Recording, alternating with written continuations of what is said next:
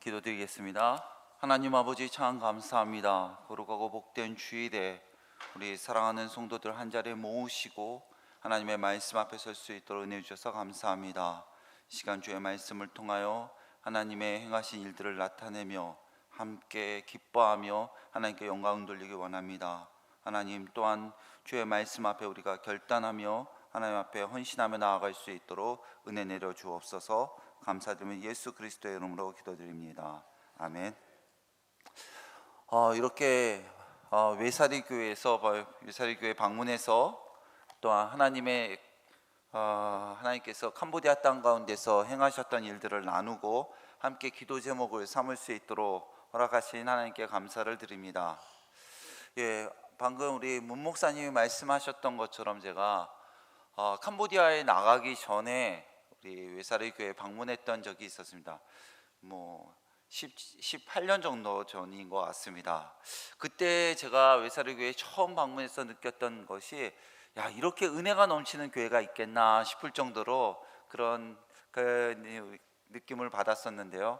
오늘 아침에 예배당에 와서 찬양을 드리는 모습이 정말 천국 같구나라는 생각이 들었습니다.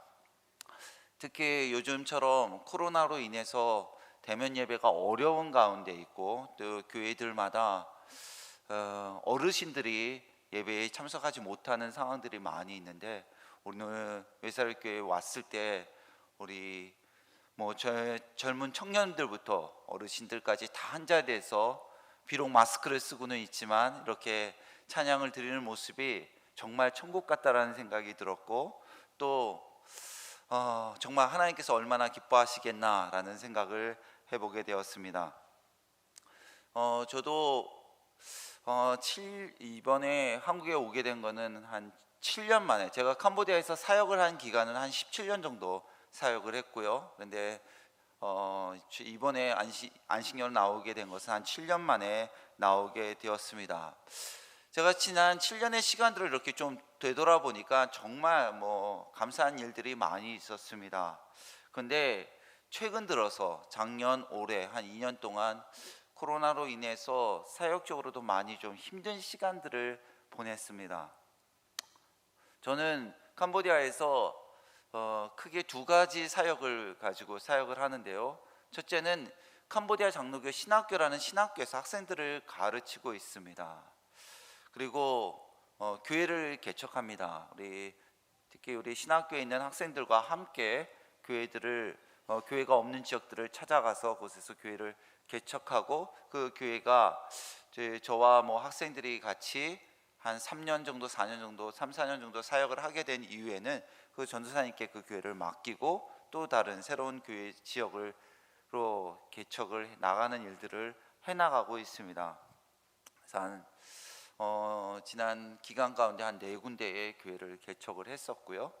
그런데 그 모든 교회들이 한 1년 반 정도 대면 예배가 중단됐습니다. 그래서 인터넷으로 예배를 드리는 상황들이 됐었고, 신학교도 직접 대면 강의가 되지 못해서 비대면으로 대면을 강의를 하곤 했습니다. 그런데 제가 캄보디아를 떠나는 마지막 주일이 11월 첫 주였는데, 그때 이제 캄보디아도 다시 대면 예배로 정상적으로 돌아와서 제가 섬기는 교회에 가서 추수감사 주일로 예배를 드리고 우리 성도들과 아쉬움 인사를 나누고 이렇게 한국에 나올 수 있게 되었습니다. 참 어려운 시간 가운데 시간들을 마치고 또 이렇게 나올 수 있게 된 큰 어려움 없이 안전하게 건강하게 나올 수 있는 데에는 첫 번째는 하나님의 은혜이고, 또한 저와 저희 가정과 저희 사역들을 위해서 주위에서 끊임없이 기도해 주셨던 우리 외사리 교회뿐만 아니라 여러 후원 교회와 후원 성도님들의 기도와 사랑 때문이었다고 믿습니다. 지금까지 저희 가정과 캄보디아 선교를 위해서 기도해 주신 우리 외사리 교회 성도님께 진심으로 감사를 드립니다. 제가 오늘 설교하기에 앞서서 저희 캄보디아 사역에 대해서 간단하게 동영상을 만든 게 있는데, 그걸 같이 한번 보고 말씀을 나누도록 하겠습니다.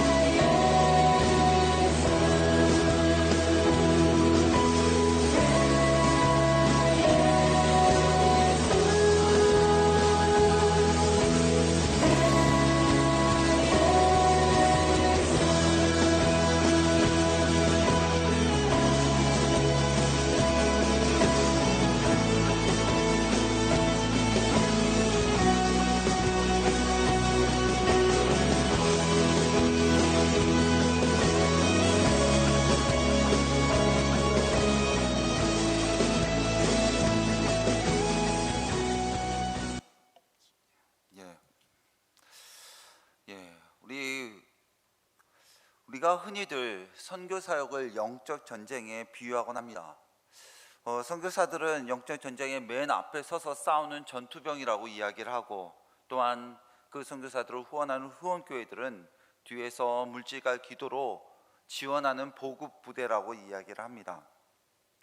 저는 이번에 안식년으로 한국에 나오면서 제 마음에 드는 생각은 마치 큰 전쟁을 마치고 되돌아오는 귀순 용사와 같았습니다.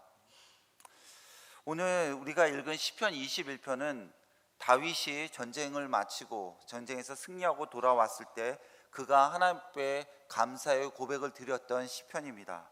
그래서 저는 오늘 이 시편 22편을 통해서 우리에게 늘 영적 승리를 주시는 하나님께 감사의 고백을 드리길 원합니다.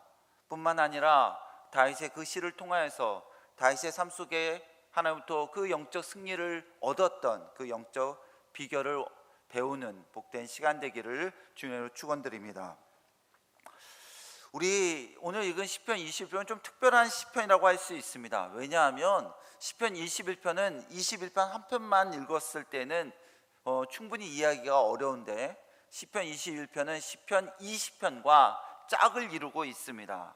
그래서 이 시편과 함께 읽어야 됩니다. 시편 20편은 다윗이 전쟁에 나가기 전에 하나님 앞에 성소에 나가서 기도하였던 기도의 내용입니다. 그리고 21편은 전쟁을 마치고 돌아와서 그 전쟁을 통해서 전쟁 가운데 승리를 주셨던 하나님께 감사의 고백을 담고 있는 시편입니다. 하나님께서 그의 간구에 대해서 어떻게 하나님께서 응답하셨는지 그것을 보여주고 있는 것이죠. 사랑하는 성도 여러분, 다윗이 전쟁에 나가기 전에 그가 하나님 앞에 기도했을 때 제일 처음에 첫 번째 기도 제목이 무엇이었겠습니까? 그 기도 제목은 하나님, 제가 이제 전쟁에 나아갑니다. 이 전쟁의 위험 가운데서 자신을 구원해 달라는, 자신의 생명을 보존해 달라는 그러한 간구의 제목이었을 것입니다. 그때 하나님께서 그 기도를 들으시고 하나님께서 응답하셨습니다. 다윗이 그렇게 기도했을 때 하나님께서 어떻게 응답하셨습니까? 우리 1절에 그 내용이 나오고 있습니다. 우리 1절을 한번 보겠습니다. 같이 제가 읽겠습니다. 여호와여, 왕이 주의 힘으로 말미암아 기뻐하며 주의 구원으로 말미암아 크게 즐거워하리이다. 우리 다윗 왕이 왜 고백하고 있는 것이죠? 하나님, 내가 하나님의 능력과 권세로 말미암아 그 전쟁 가운데서 승리하고 내 생명을 보존받았습니다. 내가 구원을 받았습니다 라고 고백합니다. 뿐만 아니라 그와 함께 전쟁에 참전하였던 그의 군사들도 하나님의 그 손으로 말미암아 보호를 받고 안전하게 예루살렘으로 돌아와서 하나님 앞에 찬송을 드리고 있습니다. 그리스도인의 삶 속에서 참 감사의 제목들이 많이 있습니다. 우리가 하나님 앞에 기도할 때마다 하나님께서 응답하시고, 그래서 참 감사의 제목들이 많이 있지요. 저도 지난 17년의 사역들을 돌아보면 참 감사의 제목들이 많이 있습니다. 우리 아까 동영상에 나왔던 어떤 아름다운 정원을 갖고 있는 학교 모습이 보였죠. 그게 제가 일하는 캄보디아 장로교 신학교입니다. 제가 그 학교에 처음 갔을 때는 작은 집을 하나 빌려서 그 2층 집을, 낡은 2층 집을 빌려서 거기에서 신학교를 같이 했습니다. 그때 학생 수는 한 30여 명 정도 있었는데요. 한 12년 전에 한 5년 전에 하나님께서 학교를 건축할 수 있는 기회를 주셨고, 정말 지금은 캄보디아에서 가장 아름다운 캠퍼스를 갖고 있는 신학교가 되었습니다. 지금 학생 수는 한 250명 가까이 되고요. 너무 놀랍게 학교를 발전시켜 주셨습니다. 특별히 제가 목회 연구원장으로 사역을 했었는데, 그 기간 가운데는 CM립과 깜뽕톰, 그 깜뽕친항 지방에도 분교들을 세워서 지방에 있는 목회자들도 훈련하고 세워가는 일들을 하게 하셨습니다. 말씀을 아까도 이야기 드렸던 것처럼 하나님께서 4군데의 교회가 없는 지역에서 교회를 개척할 수 있는 그런 기회도 하나님께서 허락해 주셨습니다. 그 중에서 3군데의 교회는 이미 예배당을 다 마련해서 안정적으로 목회 사역을 감당하고 있습니다. 제가 지난 17년의 시간 속에서 하나님께서 이루신 많은 일들을 바라보면서 참 감사하고 기뻐합니다. 그러나 제 삶 속에서 가장 제가 감사하고 기뻐하는 감사의 제목이 무엇입니까? 바로 영 죽을 수밖에 없었던 저를 예수 그리스도의 십자가의 구속의 은혜로 죄사하여 주시고 구원해 주셨다라는 사실이죠.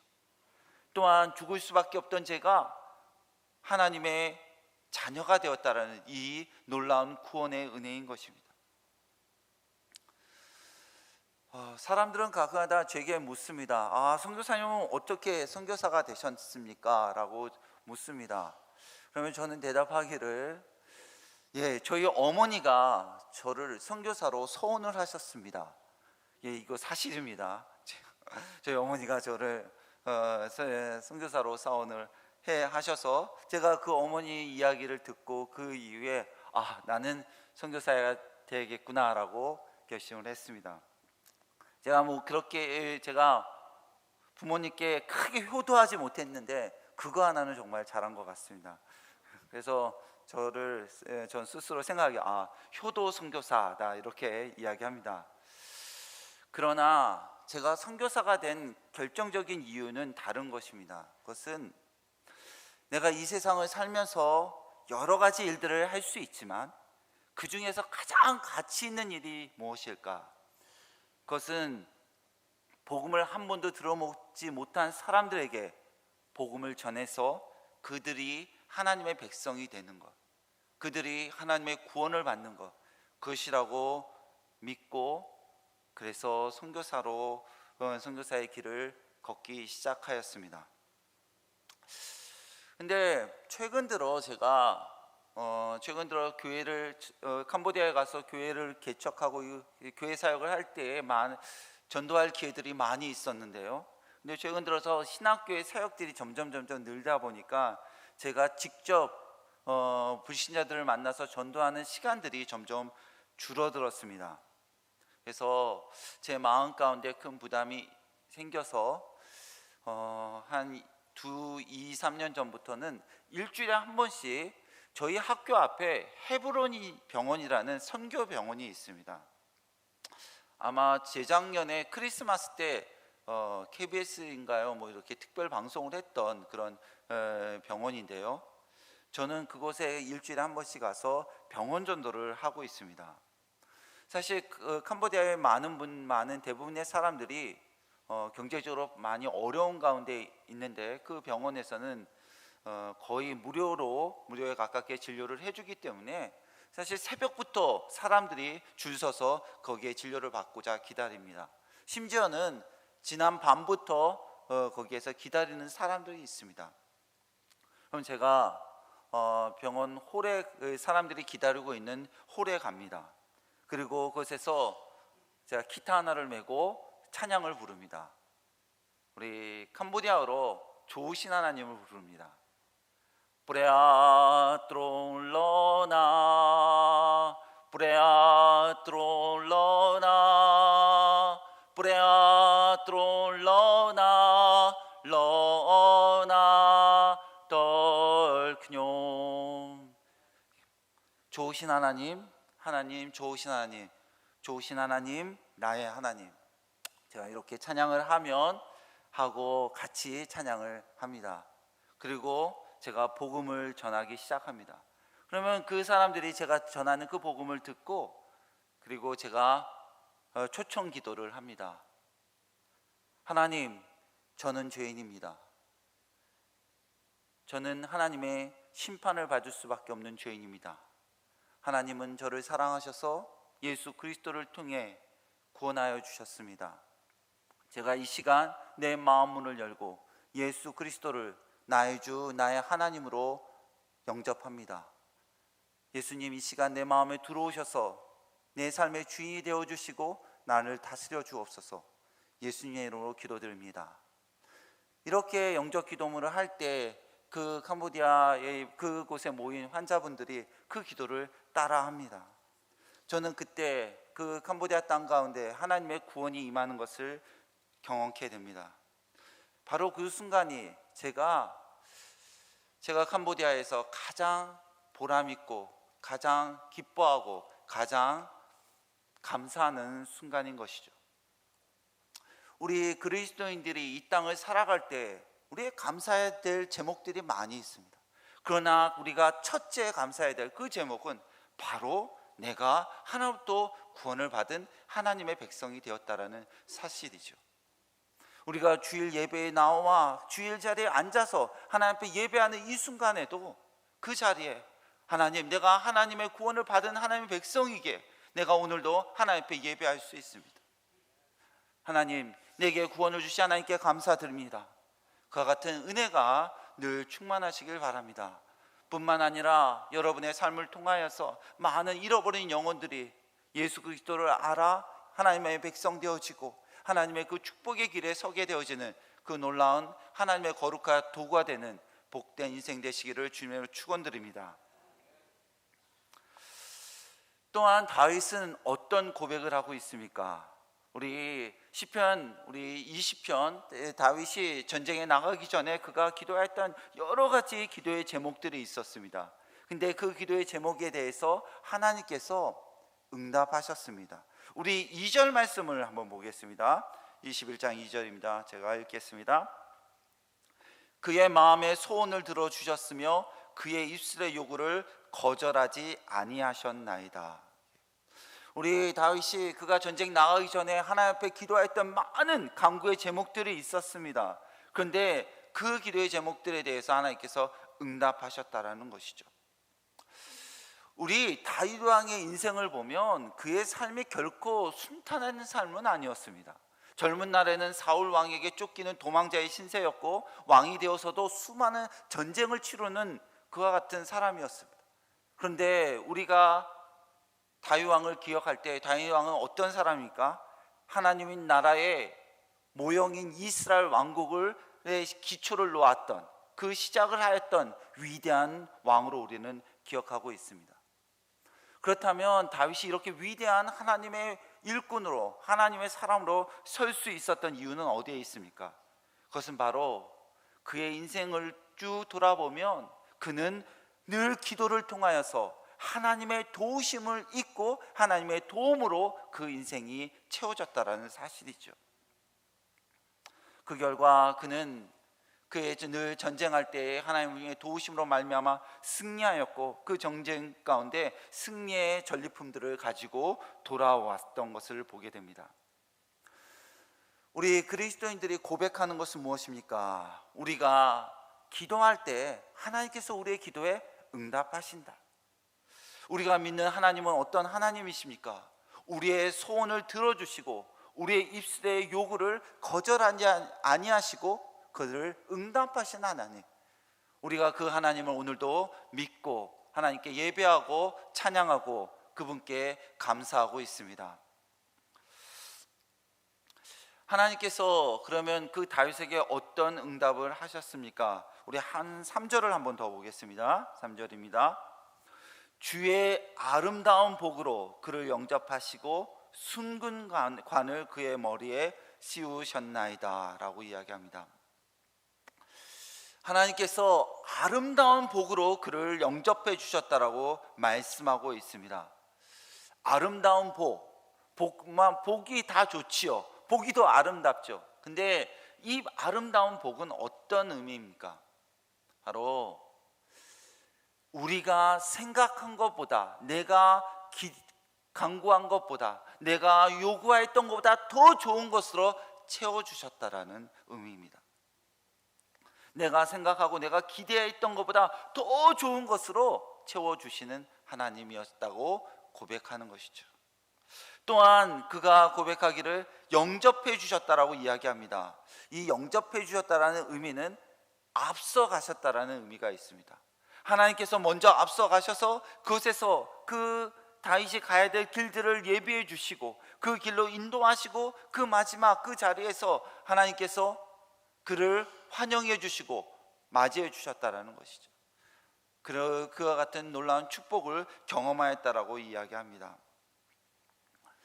우리가 살아갈 때 하나님께서 우리가 기도할 때 하나님께서 우리의 기도를 들으실 뿐만 아니라 우리가 간구할 것보다 더 좋은 것으로 채워주십니다. 또한 우리가 간구할 때마다 우리보다 앞서 행하셔서 우리가 나아갈 길들을 예비해 주시고 그 길로 한 발 한 발 우리를 이끄시고 그 자리 끝의 자리에서 우리를 두 손으로 맞이하여 주시는 분이 우리가 믿고 의지하는 하나님이십니다. 아마 이와 같은 이야기를 하면 아마 밤이 새도록 해도 끝이 없을 것 같습니다.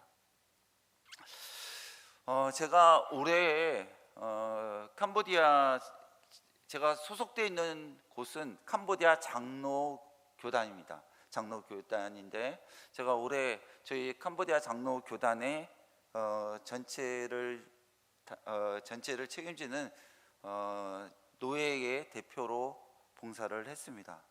제가 참 부족한 사람인데 하나님께서 그렇게 섬길 수 있는 기회를 주셨습니다. 저희 캄보디아 장로교단은 한 300여 교회가 있고요. 그곳의 대표로 한 해를 봉사할 수 있었습니다. 사실 이전에는 제가 제 개인 사역, 교회를 개척하는 교회 사역이나 또한 제가 가장 깊이 연관되어 있는 신학교 사역에 대해서만 관심을 가지고 사역을 하였습니다. 근데 우리 캄보디아 전진 장로교단의 대표인 노회장을 맡다 보니 이제는 캄보디아 장로교단 전체의 일에 대해서 관심을 갖고 일을 해야겠다는 생각을 했습니다. 근데 그때 제 마음 가운데 부담이 되었던 것이 있었는데 그것은 찬송가였습니다. 우리 예배를 드릴 때 찬송가 참 중요하지 않습니까? 오늘 그 예배 때 그 부르는 찬송 하나하나가 제 마음에 큰 감동이 되었습니다. 근데 저희 캄보디아의 장로교단은 저희 교단 찬송가가 없었습니다. 그래서 침례교회에서 만든 책을 빌려다가 그 책을 사용하곤 했고요. 그러다 보니까 저희들이 주로 많이 부르는 찬송이 많이 빠져 있었습니다. 늘 부족함을 느끼고 있었고, 또 어떤 교회들은 찬송가를 준비할 형편이 못 되다 보니까 몇 개 좋아하는 찬송곡 몇 곡을 복사해서 예배 때마다 나눠서 예배 때 사용하기도 하고 그런 모습을 보았습니다. 그게 제 마음 가운데 좀 늘 안타까움이 있어서 올해 다른 것보다는 꼭 우리 장로교단 통일 찬송가를 하나 만들어야겠다라는 생각을 하게 되었습니다.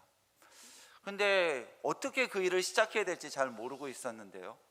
근데 어느 날 제가 한 선교사님과 점심 식사를 하게 됐습니다. 그러면서 제가 찬송가를 만들고 싶다라는 그 비전을 이야기하였더니 그 선교사님이 얘기합니다. 자기가 수년 동안 그 찬송가 곡을 컴퓨터로 새로 이렇게 편집하고 파일로 다 준비했다는 겁니다. 그리고 많이 부족한 찬송가를 한 80여 곡을 번역해서 새로운 곡을 준비해 놨다라고 이야기를 합니다. 너무 감사하죠. 그리고 또 우리 예배 때 꼭 필요한 성시교독을 번역하고 그다음에 예배 모범을 번역하고 이렇게 책을 이렇게 하나의 파일로 컴퓨터 파일로 그 편집을 다 끝을 냈습니다. 이제 편집이 다 끝나면 뭐가 필요합니까? 이제 인쇄를 해야 되죠. 인쇄를 하려면 사실은 책을 한두 권 만드는 것도 아니고 사실 많은 비용이 듭니다. 그래서 그때 기도하기 시작했습니다. 근데 얼마 안 있다 한국에서 전화를 받게 됐습니다. 서울에 있는 한 교회에서 교회 목사님이 저한테 전화를 주셨는데 캄보디아 선교를 위해서 저희 교회에 헌금이 들어왔는데 꼭 이것을 캄보디아 선교를 위해서 써주기를 바란다고 제게 전화를 하셨습니다. 그 헌금은 1,000만 원이었습니다. 그 찬송가를 전체를 다 인쇄를 하기에 충분한 그런 헌금이었습니다. 그리고 우리가 그 찬송가를 인쇄하는 과정들을 거치는 가운데 그 목사님께 여쭤봤습니다. 이 헌금이 어떤 헌금이냐고. 그때 그분 이야기가 그 교회 목사님이 그 교회 원로 목사님께서 소천하셨을 때 조의금들이 들어온 것을 그 자녀들이 다 모아가지고 그것을 그 교회에 헌금을 한 겁니다. 그리고 그 헌금을 저희 교회의 캄보디아의 선교를 위해서 써달라고 부탁을 하신 거죠. 그래서 제가 그 책을 다 편집하고 서문에 우리 그 박수종 원로 목사님의 그 믿음과 또한 그 자녀들의 헌신에 대해서 우리 캄보디아 장로교회가 감사한다는 서문에 글을 쓰고 책을 만들었습니다. 그 만든 책이 바로 이겁니다. 이 책을 저희가 인쇄해서 지금은 전체를 다 우리 캄보디아 교회 가운데 다 배포를 했고요. 이미 다 배포가 되어서 이제 한 번 더 인쇄해서 또 다시 나눌 계획을 갖고 있습니다. 저는 이 과정들을 통해서 느끼는 것은 정말 하나님께서는 우리가 간구할 때 우리가 기도한 것보다 더 좋은 것으로, 더 아름다운 것으로 우리 가운데 허락하신다라는 것을 고백하게 됩니다. 우리 외사르교회 성도님들의 삶 속에 늘 이 아름다운 복으로 채워지는 복된 인생 되시기를 주님으로 축원드립니다. 또한 하나님께서 어떤 응답을 주셨습니까? 우리 한번 4절 말씀을 한번 보겠습니다. 4절 말씀입니다. 같이 읽겠습니다. 그가 생명을 구하매 주께서 그에게 주셨으니 곧 영원한 장수로소이다 라고 되어 있습니다. 이 구절은 조금 특별한 의미가 있다고 생각을 합니다. 다윗이 강구하여 생명을 구했더니 하나님께서 영원한 장수를 주셨다. 이 장수라는 게 뭡니까? 오래 사는 것이죠. 근데 영원한 장수라고 얘기합니다. 좀 맞지 않는 것 아닙니까? 그러면 영원히 죽지 않는다는 얘기입니까? 물론 이것을 우리가 하나님으로부터 받는 영생으로 우리가 이해할 수도 있지만 이 장수라는 데에는 좀 특별한 의미가 있습니다. 이 의미는 이스라엘 왕국과 연관이 있습니다. 이스라엘 왕국이 다윗으로 통해서 그 출발을 하게 되었습니다. 근데 다윗이 죽은 이후에 이스라엘 왕국이 무너졌다면 다윗은 실패한 왕이 될 수밖에 없었을 것입니다. 그러나 우리가 아는 대로 이스라엘 왕국은 어떻게 되었습니까? 다윗 왕 이후에 솔로몬 이후에 계속적으로 여러 왕들을 통하여서 그 이스라엘 왕국이 이어져 갔습니다. 그리고 궁극적으로 예수 그리스도가 다윗의 후손으로 이 땅에 오심으로 말미암아 이스라엘 왕국을 통하여서 하나님의 왕국이 세워지고 그 하나님의 왕국을 통하여 이 땅의 모든 열방들이 그 하나님의 왕국의 백성으로 돌아오는 그 역사가 이루어졌지요. 바로 그 영원한 장수라는 것은 이와 같은 의미를 품고 있습니다. 저는 늘 마음 가운데 드는 것은 우리 성도님들의 삶 속에 여러분의 삶에 이와 같은 영원한 장수의 복이 임하시기를 주님으로 축원드립니다. 여러분들의 믿음으로 끝나는 것이 아니라 여러분의 자녀들에게 그 믿음이 전수되어지고 또한 그 자녀의 또 손자 손녀에게 그 믿음이 연수되어지고 계속적으로 그 믿음이 전수되어짐으로 말미암아 그 가문이 믿음의 가문, 하나님의 축복의 가문, 하나님의 축복의 통로가 되는 가문으로 쓰임받는 그와 같은 복된 인생이 되시길 주님의 축원드립니다. 또한 저는 선교사입니다. 선교사에게 정말 상급이 있다면 이와 같은 영원한 장수의 열매를 얻는 것입니다. 선교사의 영원한 장수의 열매는 무엇입니까? 그것은 바로 우리 선교사들의 그 영적인 리더십이 캄보디아 목회자들에게 전달되어지는 것입니다. 그래서 궁극적으로 캄보디아 교회는 캄보디아 목회자들에 의해서 캄보디아 성도들에 의해서 세워져야 합니다. 저는 이 시간 저와 같이 일하는 한 2명의 사역자를 좀 소개하고 싶습니다. 첫 번째는 멍니샤라는 전도사입니다. 그 전도사는 한 5년 전에 저희 학교에 입학을 했는데요. 입학할 때 한 1년 정도 아주 성실하게 공부를 했습니다. 근데 중간에 여러 가지 형편이 어려워서 공부를 중단할 수밖에 없는 상황이 되었습니다. 근데 그때 제가 그 소식을 듣고 그 전도사님께 장학금을 지원하고 계속적으로 공부를 할 수 있도록 도왔습니다. 그리고 그 신학 공부를 마친 이후에는 계속적으로 저희 학교에 교수로서 사역할 수 있도록 굉장히 어떤 신학적인 능력도 있고 지적 학업의 능력도 있고 티칭의 능력도 있어서 그렇게 생각을 하고 계속 신학 공부를 중단하지 않도록 했습니다. 그리고 한 5년의 신학 교육을 마치게 되었는데 이제는 굉장히 뛰어난 우리 학교의 강사로서 교수 요원으로서 일하고 있습니다. 제가 이렇게 안식년을 나올 수 있는 이유는 제가 가르치던 과목들을 지금은 그 전도사님이 맡아서 가르치고 있습니다. 그리고 제가 또 캄보디아에서 하는 일 중에 하나가 책을 번역하는 일들인데요. 캄보디아는 아무래도 신학서적이나 신앙 서적들이 많이 부족합니다. 그래서 책을 번역하는 일들은 끊임없이 해야 되는 일인데 최근에 저희 학교와 저희 장로 교단 안에서 준비하는 사역이 제자훈련 사역을 준비하고 있습니다. 그래서 제가 그 책을 번역했는데 번역을 마치고 나서 그 파일을 제가 그 전도사님께 줬어요. 그랬더니 그 전도사님이 제가 한글 책과 이 책의 파일을 줬는데 그 책을 가지고 본인이 열심히 편집해서 아주 정말 너무 깨끗하고 아름답게 책을 만들어 가지고 왔습니다. 그래서 이제 이 책이 우리 캄보디아 목회자들 가운데 나눠져서 그것들을 훈련하고 또한 교회에서 사용되리라고 생각이 듭니다. 저 신학교 사역한 가운데 결국은 우리 그와 같은 준비된 일꾼들을 통해서 학교도 조금씩 캄보디아 교수님들을 통해서 든든히 세워져 가겠다라는 소망을 보게 됩니다. 또한 제가 소개하기 원하는 사역자 한 분은 험옌 목사라는 목사님입니다. 제가 노회장으로 오래 사역을 했는데 우리 캄보디아 장로교단은 지금까지 모든 노회장, 교단의 대표는 선교사들이 담당했습니다.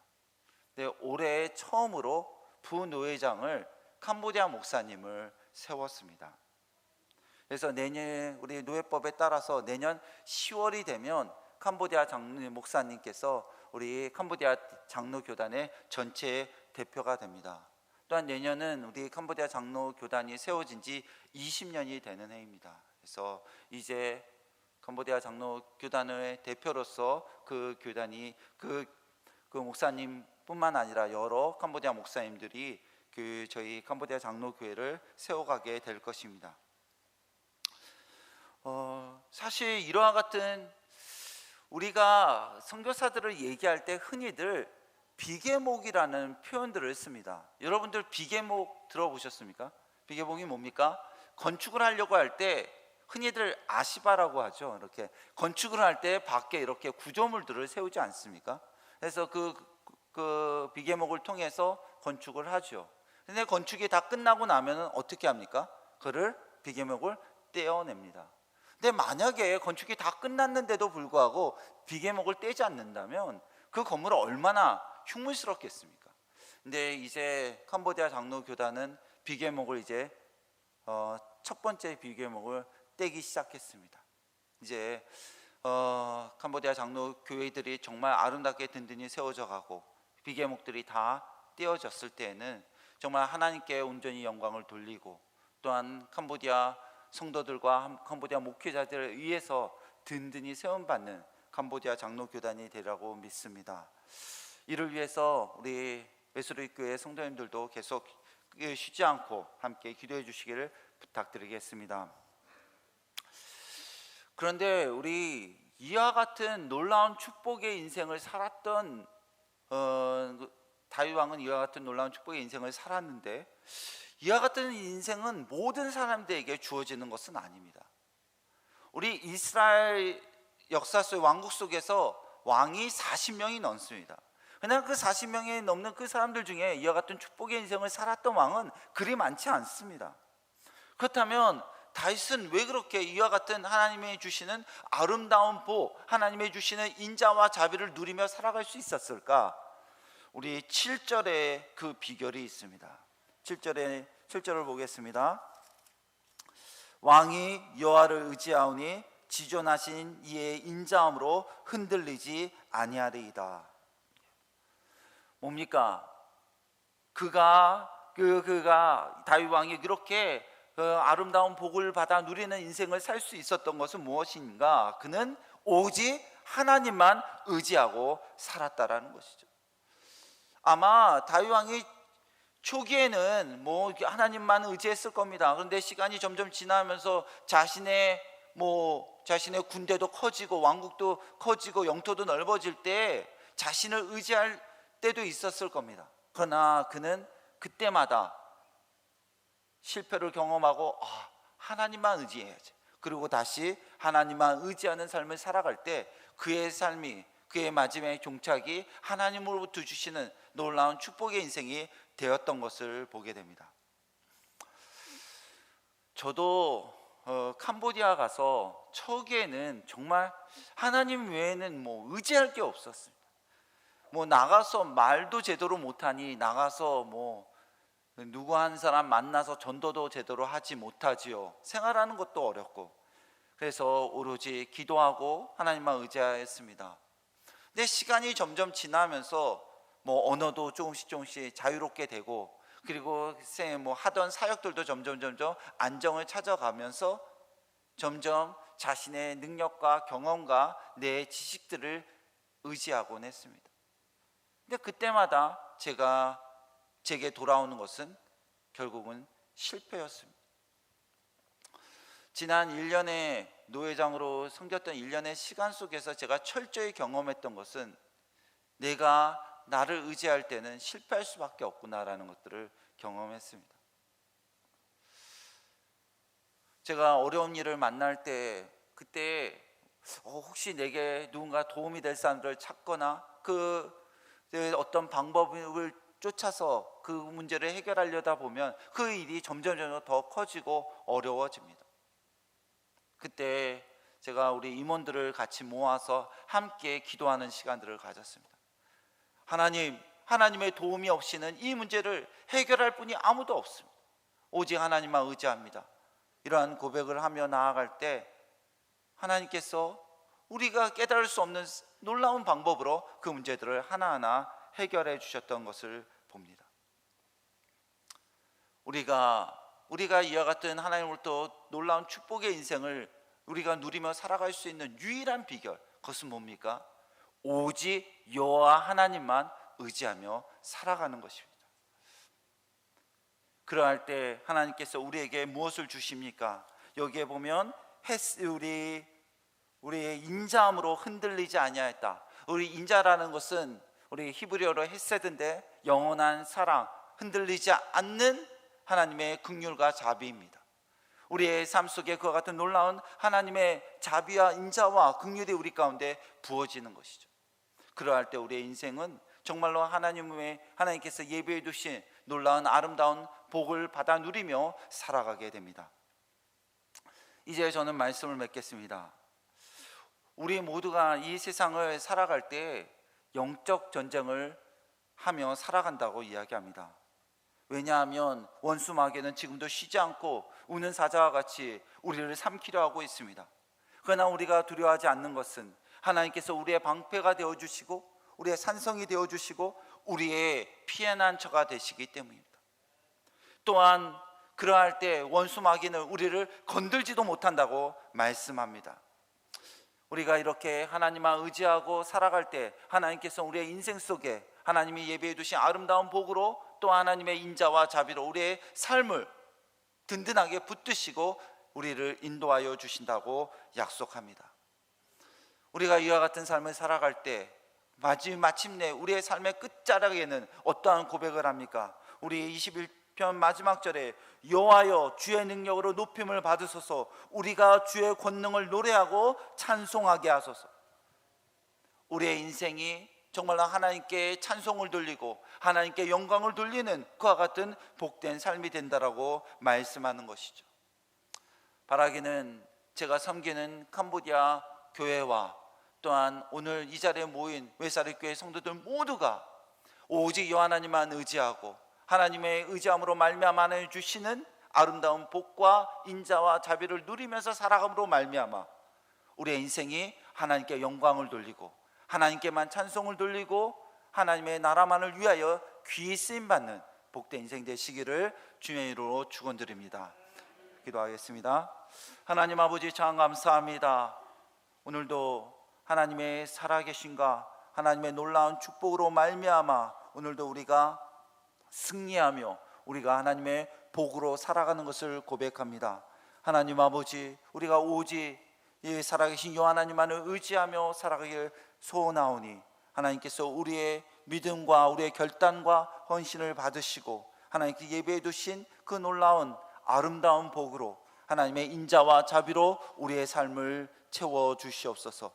그러할 때 우리의 인생이 하나님의 나라와 하나님의 영광과 하나님의 구원을 위하여 귀히 쓰임받게 되는 것을 고백하오니 우리의 인생을 귀히 사용하여 주시고 하나님의 나라의 확장을 이루어 주시옵소서. 감사드리며 예수 그리스도의 이름으로 기도드립니다. 아멘.